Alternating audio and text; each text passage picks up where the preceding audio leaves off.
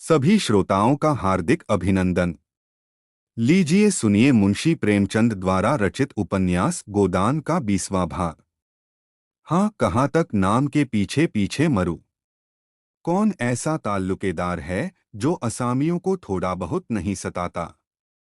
कुत्ता हड्डी की रखवाली करे तो खाए क्या। मैं इतना ही कर सकता हूँ कि आगे आपको इस तरह की कोई शिकायत न मिलेगी। अगर आपको मुझ पर कुछ विश्वास है तो इस बार क्षमा कीजिए। किसी दूसरे संपादक से मैं इस तरह की खुशामद न करता, उसे सरे बाजार पिटवाता, लेकिन मुझसे आपकी दोस्ती है, इसलिए दबना ही पड़ेगा। यह समाचार पत्रों का युग है। सरकार तक उनसे डरती है, मेरी हस्ती क्या। आप जिसे चाहें बना दें। खैर, यह झगड़ा खत्म कीजिए। कहिए, आजकल पत्र की क्या दशा है। कुछ ग्राहक बढ़े। ओंकारनाथ ने अनिच्छा के भाव से कहा, किसी न किसी तरह काम चल जाता है और वर्तमान परिस्थिति में मैं इससे अधिक आशा नहीं रखता। मैं इस तरफ धन और भोग की लालसा लेकर नहीं आया था, इसलिए मुझे शिकायत नहीं है। मैं जनता की सेवा करने आया था और वह यथाशक्ति किए जाता हूँ। राष्ट्र का कल्याण हो, यही मेरी कामना है। एक व्यक्ति के सुख दुख का कोई मूल्य नहीं। राय साहब ने जरा और सहृदय होकर कहा, यह सब ठीक है भाई साहब, लेकिन सेवा करने के लिए भी जीना जरूरी है। आर्थिक चिंताओं में आप एकाग्रचित्त होकर सेवा भी तो नहीं कर सकते। क्या ग्राहक संख्या बिल्कुल नहीं बढ़ रही है। बात यह है कि मैं अपने पत्र का आदर्श गिराना नहीं चाहता। अगर मैं आज सिनेमा स्टारों के चित्र और चरित्र छापने लगूं तो मेरे ग्राहक बढ़ सकते हैं, लेकिन अपनी तो वह नीति नहीं। और भी कितने ही ऐसे हथकंडे हैं जिनसे पत्रों द्वारा धन कमाया जा सकता है, लेकिन मैं उन्हें गहिर्त समझता हूँ। इसी का यह फल है कि आज आपका इतना सम्मान है। मैं एक प्रस्ताव करना चाहता हूँ। मालूम नहीं आप उसे स्वीकार करेंगे या नहीं।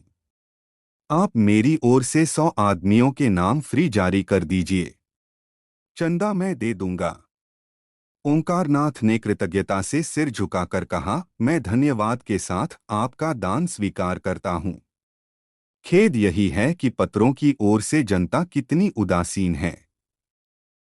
स्कूल और कॉलेजों और मंदिरों के लिए धन की कमी नहीं है, पर आज तक एक भी ऐसा दानी न निकला जो पत्रों के प्रचार के लिए दान देता। हालांकि जनशिक्षा का उद्देश्य जितने कम खर्च में पत्रों से पूरा हो सकता है और किसी तरह नहीं हो सकता। जैसे शिक्षालयों को संस्थाओं द्वारा सहायता मिला करती है, ऐसे ही अगर पत्रकारों को मिलने लगे तो इन बेचारों को अपना जितना समय और स्थान विज्ञापनों की भेंट करना पड़ता है, वह क्यों करना पड़े। मैं आपका बड़ा अनुग्रहित हूँ। राय साहब विदा हो गए। ओंकारनाथ के मुख पर प्रसन्नता की झलक न थी। राय साहब ने किसी तरह की शर्त न की थी, कोई बंधन न लगाया था। पर ओंकारनाथ आज इतनी करारी फटकार पाकर भी इस दान को अस्वीकार न कर सके। परिस्थिति ऐसी आ पड़ी थी कि उन्हें उबरने का कोई उपाय ही न सूझ रहा था। प्रेस के कर्मचारियों का 3 महीने का वेतन बाकी पड़ा हुआ था। कागजवाले के 1000 से ऊपर आ रहे थे। यही क्या कम था कि उन्हें हाथ नहीं फैलाना पड़ा। उनकी स्त्री गोमती ने आकर विद्रोह के स्वर में कहा, क्या अभी भोजन का समय नहीं आया, या यह भी कोई नियम है कि जब तक एक न बज जाए जगह से न उठो। कब तक कोई चूल्हा अगोरता रहे। ओंकारनाथ ने दुखी आंखों से पत्नी की ओर देखा। गोमती का विद्रोह उड़ गया। वह उनकी कठिनाइयों को समझती थी। दूसरी महिलाओं के वस्त्राभूषण देखकर कभी कभी उसके मन में विद्रोह के भाव जाग उठते थे और वह पति को 2-4 जलिकटी सुना जाती थी। पर वास्तव में यह क्रोध उनके प्रति नहीं, अपने दुर्भाग्य के प्रति था, और इसकी थोड़ी सी आंच अनायास ही ओंकारनाथ तक पहुंच जाती थी। वह उनका तपस्वी जीवन देखकर मन में कुढ़ती थी और उनसे सहानुभूति भी रखती थी। बस उन्हें थोड़ा सा सनकी समझती थी। उनका उदास मुंह देखकर पूछा, क्यों उदास हो? पेट में कुछ गड़बड़ है क्या? ओंकारनाथ को मुस्कराना पड़ा। कौन उदास है, मैं? मुझे तो आज जितनी खुशी है उतनी अपने विवाह के दिन भी न हुई थी। आज सवेरे 1500 की बोहनी हुई। किसी भाग्यवान का मुंह देखा था। गोमती को विश्वास न आया, बोली, झूठे हो, तुम्हें 1500 कहाँ मिल जाते हैं? हाँ, 15 रुपए कहो, मान लेती हूँ। नहीं नहीं, तुम्हारे सिर की कसम, 1500 मारे। अभी राय साहब आए थे। 100 ग्राहकों का चंदा अपनी तरफ से देने का वचन दे गए हैं। गोमती का चेहरा उतर गया। तो मिल चुके? नहीं, राय साहब वादे के पक्के हैं। मैंने किसी ताल्लुकेदार को वादे का पक्का देखा ही नहीं। दादा एक ताल्लुकेदार के नौकर थे। साल साल भर तलब नहीं मिलती थी। उसे छोड़कर दूसरे की नौकरी की उसने 2 साल तक एक पाई न दी। एक बार दादा गरम पड़े तो मारकर भगा दिया। इनके वादों का कोई करार नहीं। मैं आज ही बिल भेजता हूं। भेजा करो। कह देंगे कल आना। कल अपने इलाके पर चले जाएंगे। 3 महीने में लौटेंगे। ओंकारनाथ संशय में पड़ गए। ठीक तो है, कहीं राय साहब पीछे से मुकर गए तो वह क्या कर लेंगे? फिर भी दिल मजबूत करके कहा, ऐसा नहीं हो सकता। कम से कम राय साहब को मैं इतना धोखेबाज नहीं समझता। मेरा उनके यहाँ कुछ बाकी नहीं है। गोमती ने उसी संदेह के भाव से कहा, इसी से तो मैं तुम्हें बुद्ध कहती हूँ। जरा किसी ने सहानुभूति दिखाई और तुम फूल उठे। ये मोटे रईस हैं। इनके पेट में ऐसे कितने वादे हजम हो सकते हैं? जितने वादे करते हैं, अगर सब पूरा करने लगें तो भीख मांगने की नौबत आ जाए।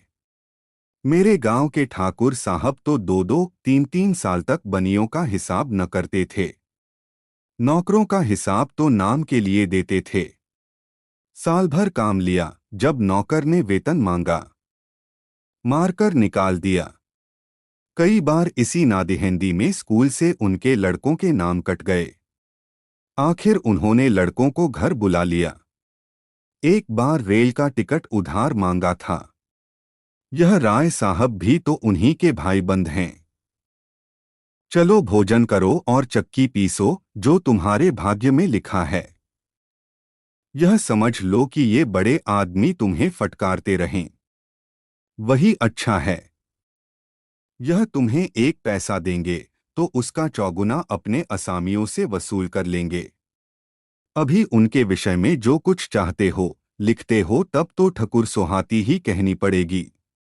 पंडित जी भोजन कर रहे थे, पर कौर मुंह में फंसा हुआ जान पड़ता था। आखिर बिना दिल का बोझ हल्का किए भोजन करना कठिन हो गया। बोले, अगर रुपए न दिए तो ऐसी खबर लूंगा कि याद करेंगे। उनकी चोटी मेरे हाथ में है। गांव के लोग झूठी खबर नहीं दे सकते। सच्ची खबर देते तो उनकी जान निकलती है, झूठी खबर क्या देंगे। राय साहब के खिलाफ एक रिपोर्ट मेरे पास आई है। छाप दूं, बचा को घर से निकलना मुश्किल हो जाए। मुझे यह खैरात नहीं दे रहे हैं, बड़े दबसट में पड़कर इस राह पर आए हैं। पहले धमकियां दिखा रहे थे, जब देखा इससे काम न चलेगा तो यह चारा फेंका। मैंने भी सोचा, एक इनके ठीक हो जाने से तो देश से अन्याय मिटा जाता नहीं, फिर क्यों न इस दान को स्वीकार कर लूं। मैं अपने आदर्श से गिर गया हूं जरूर, लेकिन इतने पर भी राय साहब ने दगा की तो मैं भी शठता पर उतर आऊंगा। जो गरीबों को लूटता है, उसको लूटने के लिए अपनी आत्मा को बहुत समझाना न पड़ेगा। गांव में खबर फैल गई कि राय साहब ने पंचों को बुलाकर खूब डांटा और इन लोगों ने जितने रुपए वसूल किए थे वह सब इनके पेट से निकाल लिए। वह तो इन लोगों को जेहल भेजवा रहे थे, लेकिन इन लोगों ने हाथ पांव जोड़े, थूक कर चाटा, तब जाके उन्होंने छोड़ा। धनिया का कलेजा शीतल हो गया। गांव में घूम घूम कर पंचों को लिज्जत करती फिरती थी। आदमी न सुने गरीबों की पुकार, भगवान तो सुनते हैं। लोगों ने सोचा था इनसे डांट लेकर मजे से फुलौड़ियां खाएंगे। भगवान ने ऐसा तमाचा लगाया कि फुलौड़ियां मुंह से निकल पड़ी। एक एक के दो दो भरने पड़े। अब चाटो मेरा मकान लेकर। मगर बैलों के बिना खेती कैसे हो। गांवों में बुआई शुरू हो गई। कार्तिक के महीने में किसान के बैल मर जाए तो उसके दोनों हाथ कट जाते हैं। ओरी के दोनों हाथ कट गए थे और सब लोगों के खेतों में हल चल रहे थे। बीज डाले जा रहे थे। कहीं कहीं गीत की तानें सुनाई देती थीं। ओरी के खेत किसी अनाथ अबला के घर की भांति सूने पड़े थे। पुनिया के पास भी गोई थी, शोभा के पास भी गोई थी, मगर उन्हें अपने खेतों की बुआई से कहाँ फुर्सत की होरी की बुआई करें। ओरी दिन भर इधर उधर मारा मारा फिरता था। कहीं इसके खेत में जा बैठता, कहीं उसकी बुआई करा देता।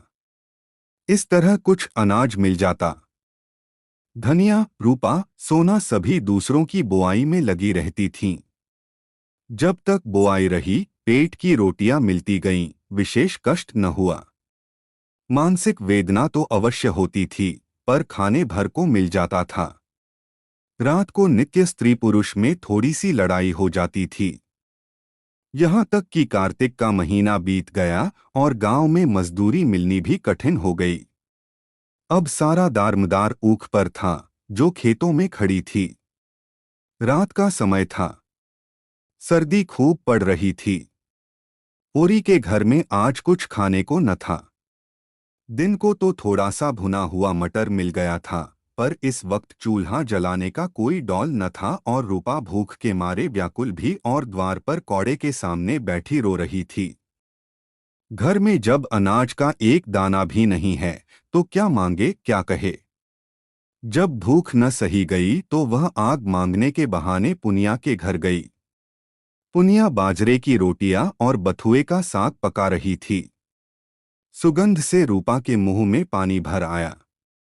पुनिया ने पूछा, क्या अभी तेरे घर आग नहीं जली क्यारी?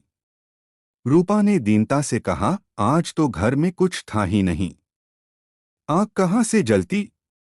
तो फिर आग काहे को मांगने आई है? दादा तमाकू पिएंगे। पुनिया ने उपले की आग उसकी ओर फेंक दी, मगर रूपा ने आग उठाई नहीं और समीप जाकर बोली, तुम्हारी रोटियां महक रही हैं काकी। मुझे बाजरे की रोटियां बड़ी अच्छी लगती हैं। पुनिया ने मुस्कुराकर पूछा, खाएगी? अम्मा डांटेंगी। अम्मा से कौन कहने जाएगा। रूपा ने पेट भर रोटियां खाईं और जूठे मुंह भागी हुई घर चली गई। ओरी मनमारे बैठा था कि पंडित दातादीन ने जाकर पुकारा। ओरी की छाती धड़कने लगी। क्या कोई नई विपत्ति आने वाली है?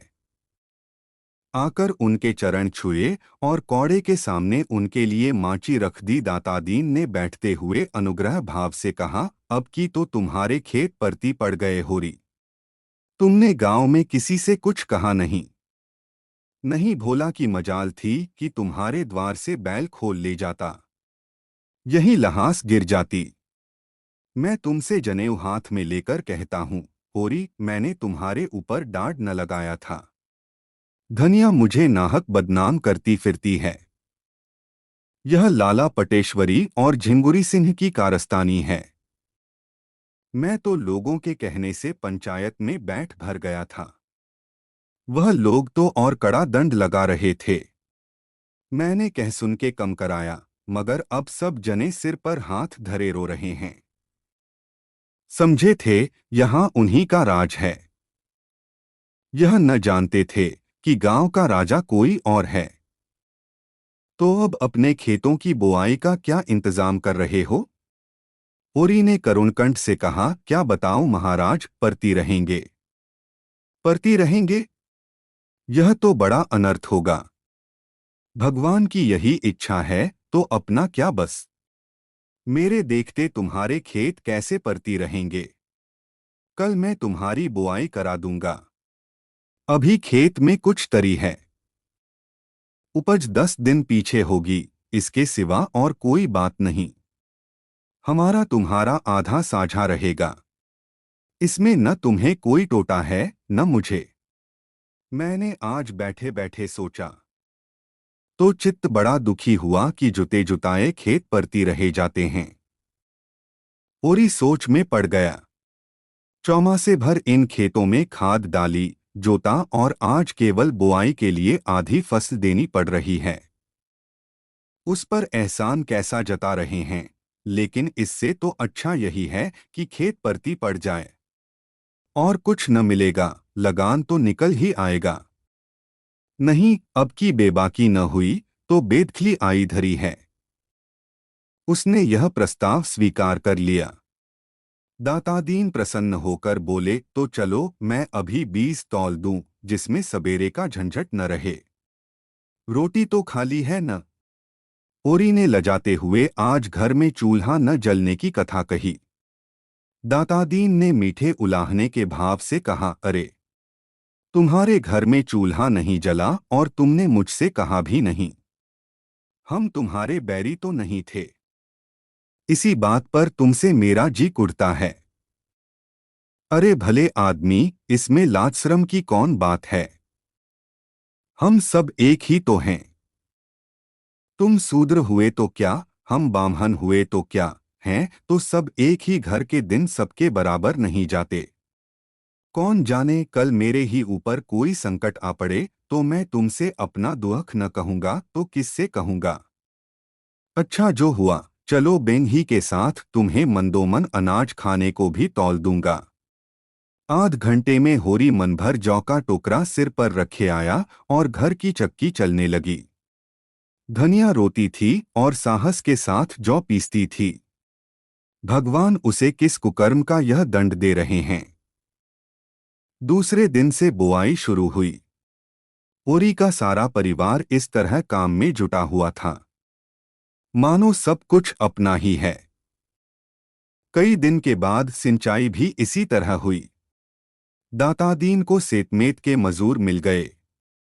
अब कभी कभी उनका लड़का मातादीन भी घर में आने लगा। जवान आदमी था, बड़ा रसिक और बातचीत का मीठा। दातादीन जो कुछ छींच पटकर लाते थे वह उसे भांगबूटी में उड़ाता था। एक चमारिन से उसकी आशनाई हो गई थी, इसलिए अभी तक ब्याह न हुआ था। वह रहती थी, पर सारा गांव यह रहस्य जानते हुए भी कुछ न बोल सकता था। हमारा धर्म है हमारा भोजन। भोजन पवित्र रहे, फिर हमारे धर्म पर कोई आँच नहीं आ सकती। रोटियां ढाल बनकर अधर्म से हमारी रक्षा करती हैं। अब साझे की खेती होने से मातादीन को झुनिया से बातचीत करने का अवसर मिलने लगा। वह ऐसे दाव से आता जब घर में झुनिया के सिवा और कोई न होता। कभी किसी बहाने से झुनिया रूपवती न थी, लेकिन जवान थी और उसकी चमारिन प्रेमिका से अच्छी थी। कुछ दिन शहर में रह चुकी थी, पहनना ओढ़ना बोलना चालना जानती थी और लज्जाशील भी थी, जो स्त्री का सबसे बड़ा आकर्षण है। मातादीन कभी कभी उसके बच्चे को गोद में उठा लेता और प्यार करता। झुनिया निहाल हो जाती थी। एक दिन उसने झुनिया से कहा, तुम क्या देखकर गोबर के साथ आई झूना। झुनिया ने लजाते हुए कहा, भाग खींच लाया महाराज, और क्या कहूँ। मातादीन दुहखी मन से बोला, बड़ा बेवफा आदमी है।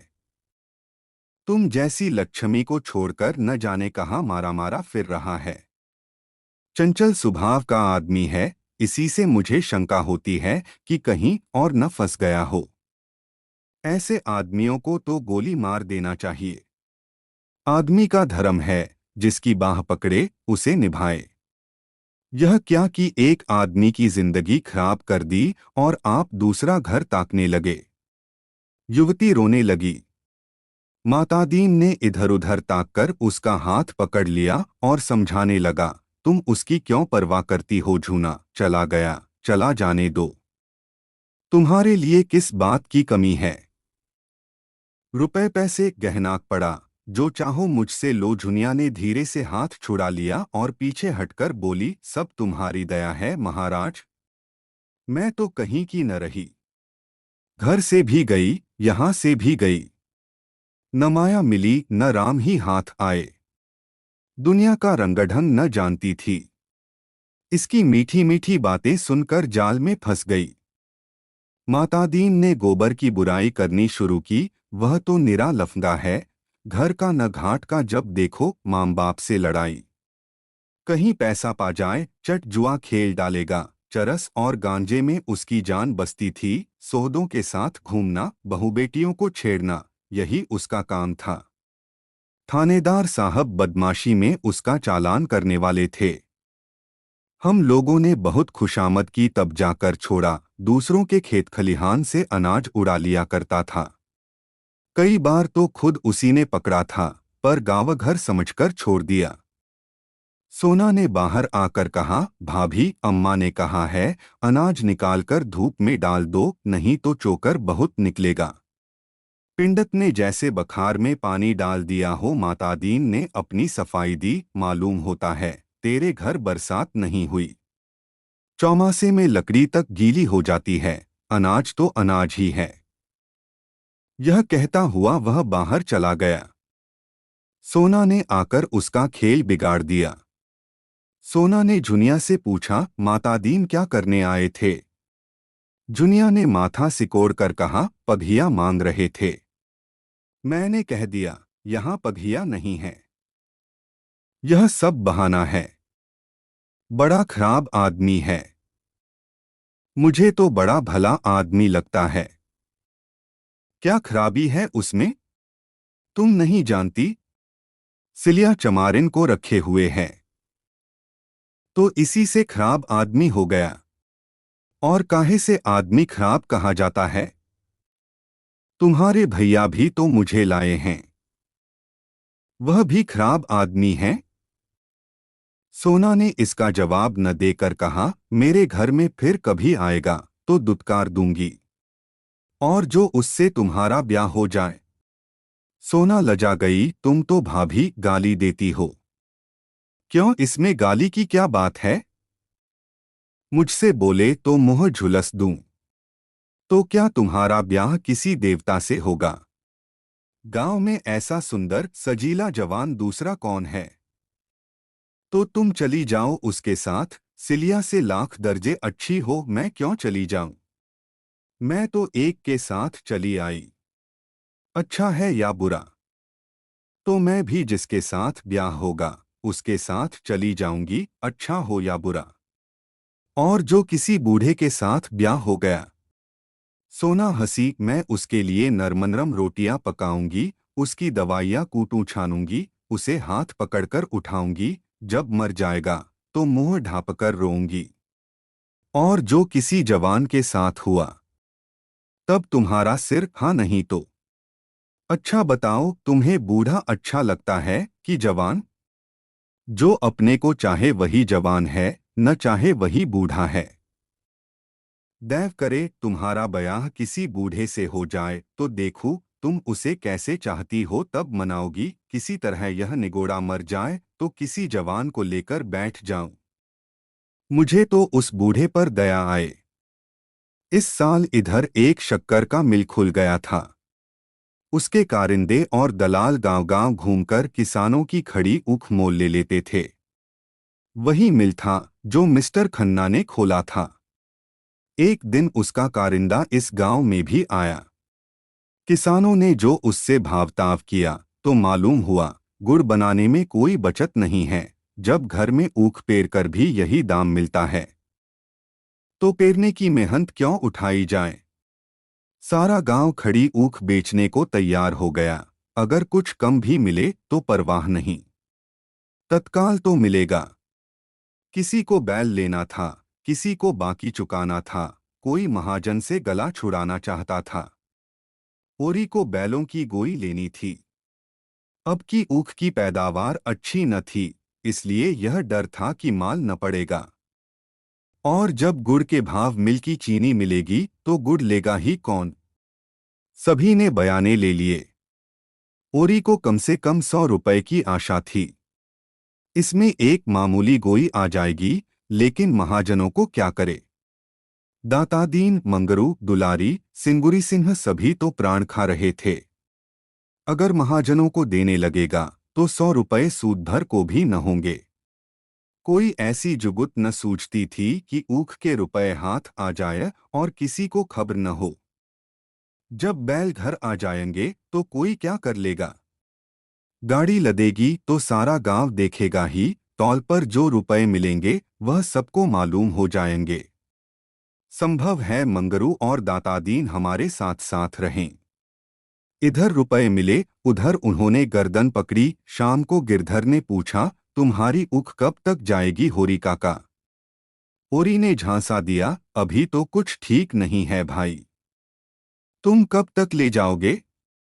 गिरधर ने भी झांसा दिया, अभी तो मेरा भी कुछ ठीक नहीं है काका। और लोग भी इसी तरह की उड़नघाइयां बताते थे, किसी को किसी पर विश्वास न था। झिंगुरी सिंह के सभी ऋणिया थे और सबकी यही इच्छा थी कि झिंगुरी सिंह के हाथ रुपए न पड़ने पाएं, नहीं वह सबका सब हजम कर जाएगा। और जब दूसरे दिन असामी फिर रुपए मांगने जाएगा तो नया कागज, नया नजराना, नई तहरीर। दूसरे दिन शोभा आकर बोला, दादा कोई ऐसा उपाय करो कि झिंगुरी को हैजा हो जाए, ऐसा गिरे कि फिर न उठे। ओरी ने मुस्कराकर कहा, क्यों, उसके बाल बच्चे नहीं हैं? उसके बाल बच्चों को देखें कि अपने बाल बच्चों को देखें। वह तो दो दो मेहरियों को आराम से रखता है। यहाँ तो एक को रूखी रोटी भी मयस्सर नहीं, सारी जमा ले लेगा। एक पैसा भी घर न लाने देगा। मेरी तो हालत और भी खराब है भाई, अगर रुपए हाथ से निकल गए तो तबाह हो जाऊंगा। गोई के बिना तो काम न चलेगा। अभी तो 2-3 दिन ऊख ढोते लगेंगे। जो ही सारी ऊख पहुंच जाए, जमादार से कहें कि भैया कुछ ले ले, मगर ऊख चटपट तौल दे, दाम पीछे देना। इधर झिंगुरी से कह देंगे, अभी रुपए नहीं मिले। ओरी ने विचार करके कहा, झिंगुरी सिंह हमसे तुमसे कई गुना चतुर है शोभा। जाकर मुनीम से मिलेगा और उसी से रुपए ले लेगा। हम तुम ताकते रह जाएंगे। जिस खन्ना बाबू का मिल है, उन्हीं खन्ना बाबू की महाजनी कोठी भी है। दोनों एक हैं। शोभा निराश होकर बोला, न जाने इन महाजनों से भी कभी गला छूटेगा कि नहीं। ओरी बोला, इस जन्म में तो कोई आशा नहीं है भाई।